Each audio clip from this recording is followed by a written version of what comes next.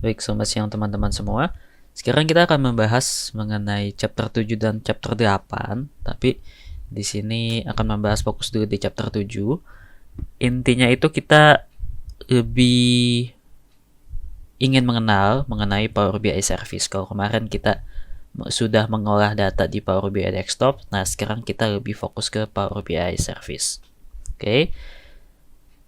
Pertemuan kali ini tidak terlalu susah dan materinya juga cenderung lebih sedikit dibandingkan pertemuan-pertemuan yang kemarin karena tidak tidak ada hitung-hitungan segala macam dan intinya lebih ke publish reportnya aja gitu.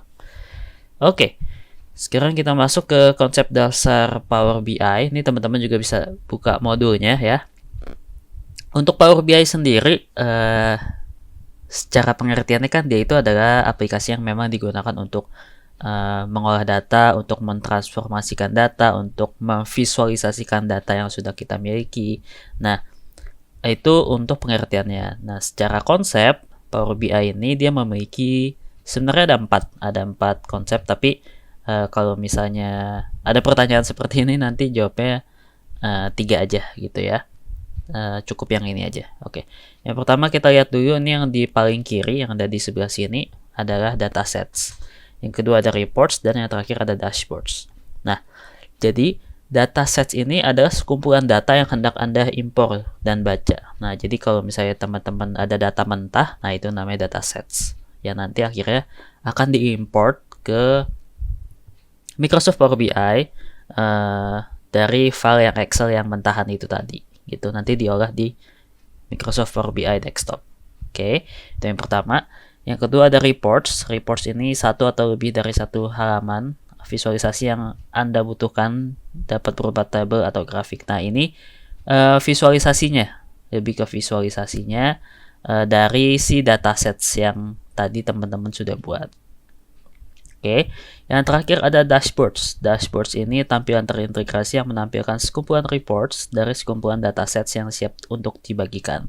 Nah, kalau misalnya teman-teman perhatiin di pertemuan kedua, itu kita sudah membahas mengenai kalau misalnya kita publish report dari Microsoft Power Desktop gitu ya, Microsoft Power BI Desktop, di situ teman-teman kan bisa memilih visualisasi mana saja yang nantinya mau ditampilkan di dashboard. Jadi kalau misalnya nanti teman-teman punya beberapa data visualisasinya itu bisa dipin di satu dashboard dari beberapa reports gitu.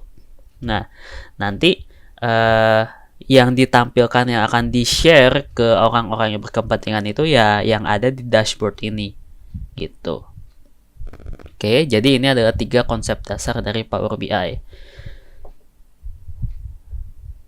Oke, ini sebentar nih salah. Oke. Nah, sekarang kita masuk tadi pengenalannya sudah ya. Untuk pengenalannya, kemudian ini adalah fitur Quick Insight di Power BI. Nah, teman-teman kalau misalnya mempunyai data gitu ya, sebenarnya teman-teman bisa meminta si Power BI ini untuk menganalisa sendiri gitu. Jadi dia bakal otomatis analisa berdasarkan data-data yang teman-teman miliki.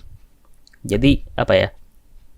Algoritma itu bakalan cari sendiri visualisasi apa yang akan tampil dan visualisasi ini berdasarkan komponen-komponen apa aja. Misalnya nanti ada kolom sales, ada country, ada product, ada COGS gitu ya. Nah, nanti bisa di mix and match nih sama si algoritmanya Microsoft Power BI ini secara otomatis. Jadi teman-teman tinggal ngeliat aja yang mana yang oke, nanti tinggal dipin ke dashboard. Nah, sekarang kita lihat. Nah, di sini kita akan menggunakan data financial sample yang kita gunakan di pertemuan kedua. Kalau misalnya teman-teman datanya hilang atau belum ada, bisa di-download di sini di link yang sudah ada di PPT ini. Atau kalau misalnya teman-teman sudah ada download, teman-teman bisa gunakan juga. Langsung digunakan aja. Oke, sekarang kita akan membuka dulu nih. Untuk step by stepnya pastikan Power BI-nya sudah terbuka ya. Di sini kita lihat lagi step by stepnya. Get data dari Excel financial sample. Oke, ini teman-teman sudah tahu ya cara-caranya. Di sini financial sample.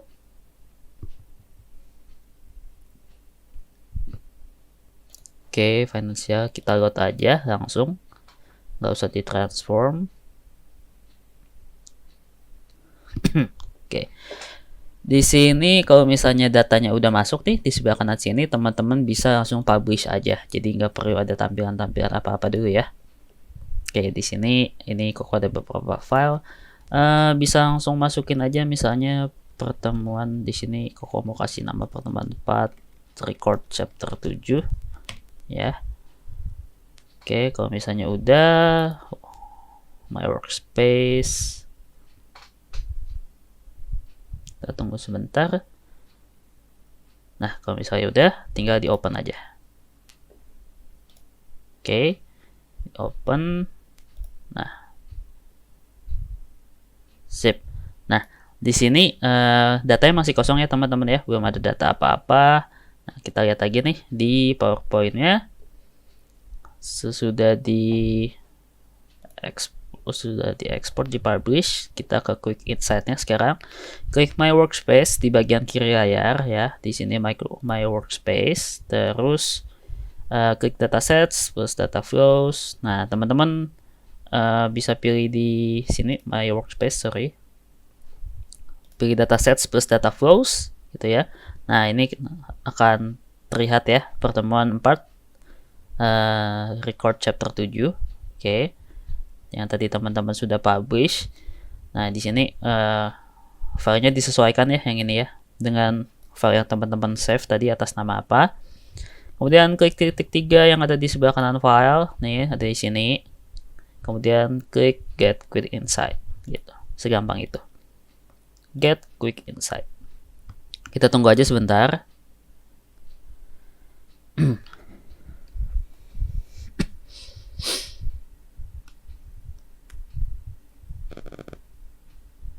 Nah, kalau misalnya udah, nanti dia bakalan keluar pop up seperti ini. Insights are ready. You have insights for pertemuan 4 record chapter 7. View insight aja.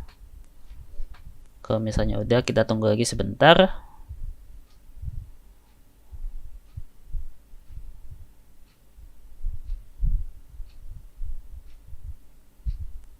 Seperti agak lama, kita kembali aja nih. Kita mencet lagi, kita refresh aja. Kita ke pertemuan ini. Nah, ini klik titik 3 lagi. Seperti tadi ada error. Nah, waktu dipencet dia bakalan keluar nih. Dia akan otomatis keluar seperti ini ya. Ada banyak sekali datanya. Teman-teman bisa pilih aja kira-kira yang mana nih yang oke, yang sesuai dengan kebutuhan teman-teman.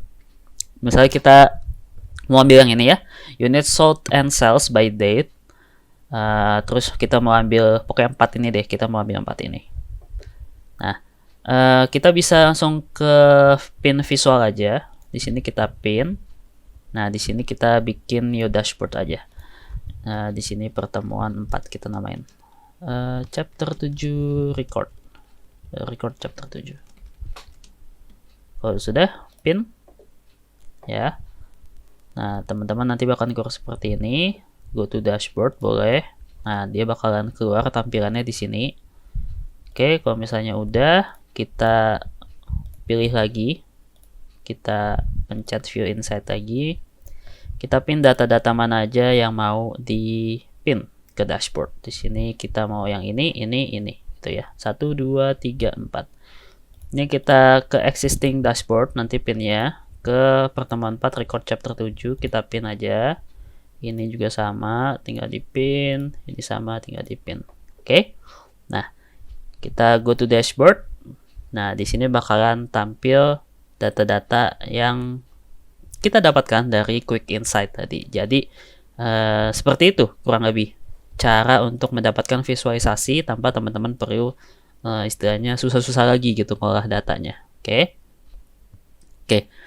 Kita lihat lagi di sini sudah selesai, masuk ke 7.3 create and configure a dashboard.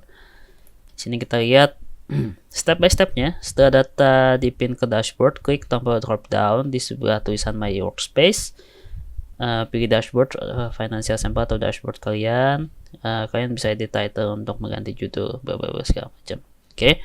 Nah, jadi di sini di dashboard yang tadi kita sudah pin itu ya. Nah, teman-teman misalnya pengen ganti judul sama subjudul. Judul itu yang atas ini yang unit sold and sales, bawahnya itu by date, ini subjudul, atas itu judul ya. Nah, kalau misalnya teman-teman kira-kira pengen mengganti judulnya atau subjudulnya, teman-teman bisa ke sini aja, more option, kemudian ke edit details. Nah, teman-teman bisa ganti-ganti ininya aja nih. Misalnya di sini kita unit penjualan dan unit terjual dan penjualan gitu. Subtitlenya berdasarkan tanggal gitu. Misalnya teman-teman maunya kayak gitu. Oke. Nah, nanti dia otomatis nih langsung ganti di sini. Oke. Nah, di sini bisa teman-teman display last refresh time atau set custom link ya. Jadi kalau display last refresh time ini akan menampilkan informasi kapan sih terakhir kali data ini di refresh. Karena kalau misalnya nanti kalian bekerja sebagai data analis atau teman-teman memang mengerjakan menggunakan Microsoft Power BI atau Excel, ada kecenderungan kan datanya itu akan bertambah terus dari hari ke hari, dari waktu ke waktu. Nah, makanya data ini harus di-refresh secara terus-menerus agar reportnya itu bisa ke-update secara berkala. Nah, itu teman-teman bisa tampilin di sini biar ketahuan kapan sih terakhir itu datanya di-refresh gitu. Kemudian di bawahnya juga ada set custom link. Nah, set custom link ini fungsinya kalau misalnya teman-teman menggunakan set custom link, begitu nanti visualnya ini dipencet, dia akan mengarahkan ke link yang teman-teman kasih gitu. Jadi kalau misalnya di sini teman-teman masukin youtube.com atau apapun gitu ya ke website ini, nah teman-teman akan ketika visualisasinya ini nanti dipencet bakalan dialihkan ke landing page yang teman-teman ketikan di sini gitu. Atau teman-teman juga bisa link to dashboard or report in the current workspace. Nah, teman-teman juga bisa nih ngelinknya itu nanti ke file-file yang udah ada di sebelah kiri yang tadinya sebelumnya kemarin sudah kita kerjakan, sudah kita upload gitu. Oke. Kalau misalnya udah, teman-teman bisa klik apply aja. Nah, nanti dia bakalan keganti. Begitu untuk menggantinya. Oke, kita balik lagi ke 74, ask question of your data with natural language. Nah, jadi kita kan punya berbagai macam data. Dan jumlahnya itu nggak cuma 1, nggak cuma 2, nggak cuma 10. Ada ratusan, bahkan bisa ribuan atau puluhan ribu data gitu. Nah, di sini daripada kita capek-capek gitu ya, ngeliatin satu-satu, matanya capek, teman-teman bisa minta bantuan si Microsoft Power BI untuk mencarikan data apa yang kita mau. Caranya kita tinggal ke dashboard yang ini aja ya.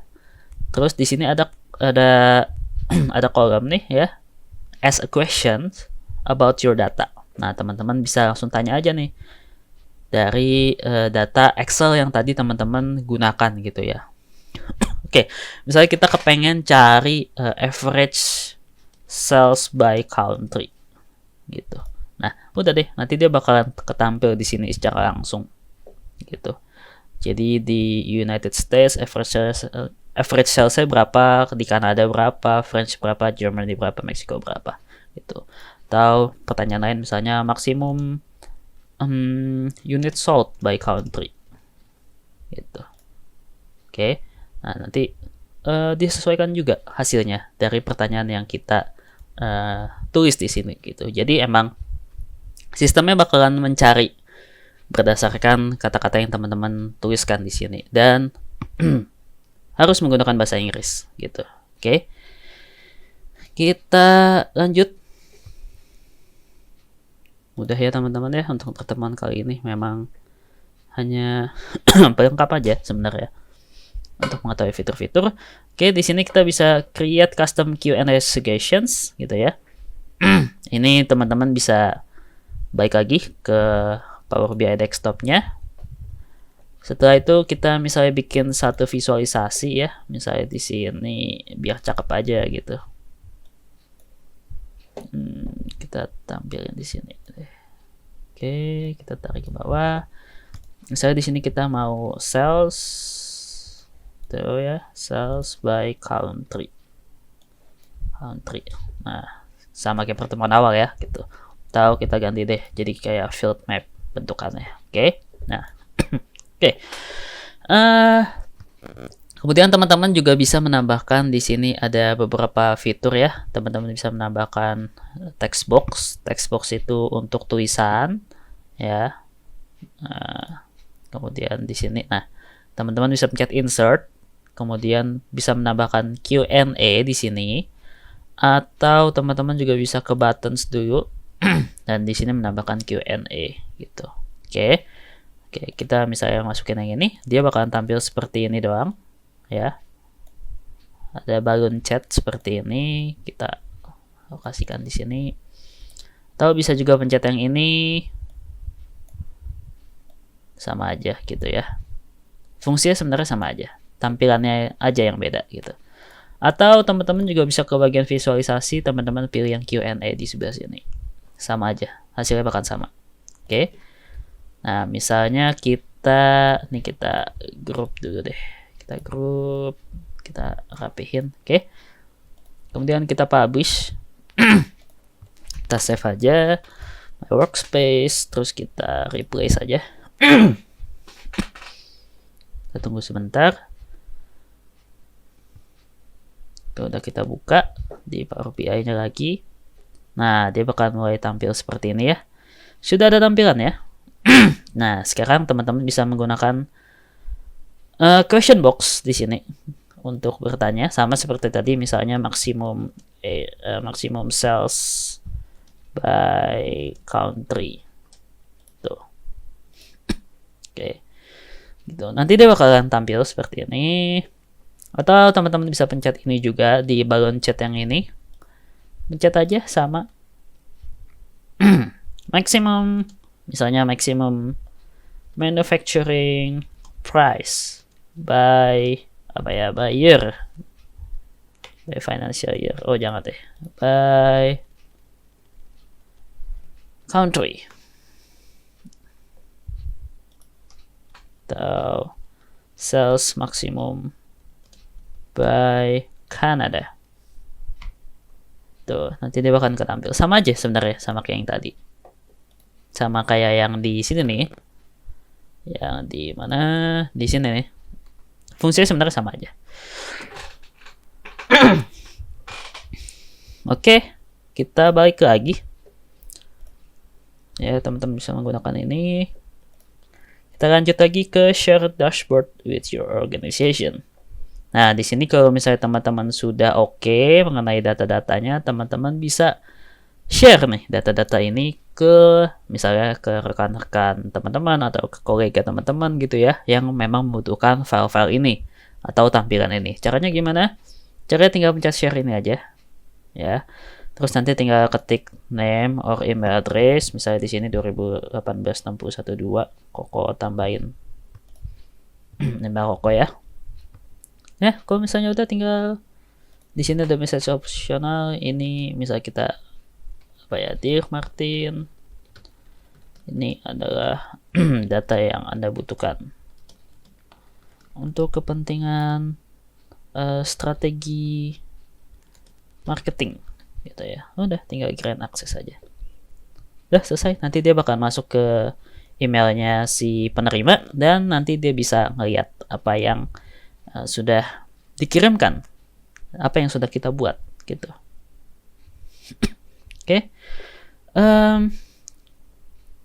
Ini teman-teman bisa lakukan kalau misalnya teman-teman sudah udah try pro account-nya ya. Nanti teman-teman waktu pencet share kalau misalnya nggak tampil seperti ini, jangan panik. Tinggal di try ini aja, di free trial ya dipakai gitu. Oke. Lanjut lagi ke 7.7 display visuals and tiles in full screen. Nah, kita pindah dulu sini. Nah, misalnya teman-teman ingin menampilkan datanya secara full screen, secara satu file penuh gitu ya di workspace ya teman-teman nih. Nah, caranya teman-teman tinggal pilih visualisasi yang ingin ditampilkan, kemudian arahkan kursor ke more option di titik 3 ini. dan pilih open in focus mode. Misalnya ini ya, di sales. Di sini oh sorry, ini salah datanya. Nah, di sini misalnya ini tinggal teman-teman pencet yang more option di sini dan open in focus mode. Nah, dia bakalan keluar deh seperti ini. Gitu. Untuk keluarnya tinggal exit focus mode aja. Udah, segampang itu. Oke, kita lanjut. Edit tile details and add widgets, sorry. Di sini di bagian di atas teman-teman bisa pilih edit, add a tile ya, yang ada di sini. Pilih tampilan yang ingin ditampilkan, isi detail mengenai tile tersebut, klik apply apabila sudah selesai. Oke. Misalnya di sini ini namanya tile ya teman-teman ya. Satu kotak ini namanya tile gitu. Teman-teman bisa ke edit, pencet edit, pencet add a tile. Nah, teman-teman bisa menggunakan beberapa fitur di sini. Misalnya kita kepengen image gitu ya. Kita pengen masukin gambar baru. Tampilkan ini misalnya kita apa ya? Misalnya universitas misalnya Sekolah Tinggi Ilmu Ekonomi Trisakti gitu ya. Gambar provided by Google. Nah, URL-nya kita cari dulu nih gambar ini. Sekolah Tinggi Ilmu Ekonomi Trisakti. Kita cari gambarnya. Misalnya kita mau yang ini gitu ya, atau yang mana nih yang bagus.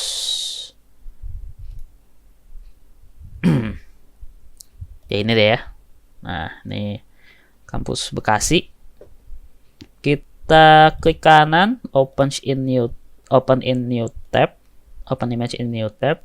Kemudian ini tinggal di copy aja ya, tinggal di copy URL-nya, paste deh di sini. Oke, kalau misalnya udah tinggal apply. Nah, muncul nih dia di sini.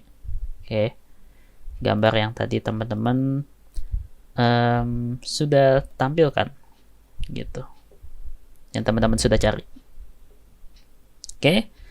Ini sudah selesai. Teman-teman bisa menggunakan web content juga atau text box atau video, terserah teman-teman. Kemudian get more space on your dashboard. Di sini sebenarnya biar kelihatan lebih gede aja gimana caranya. Tinggal pencet yang ini aja. Teman-teman bisa hide the navigation pane.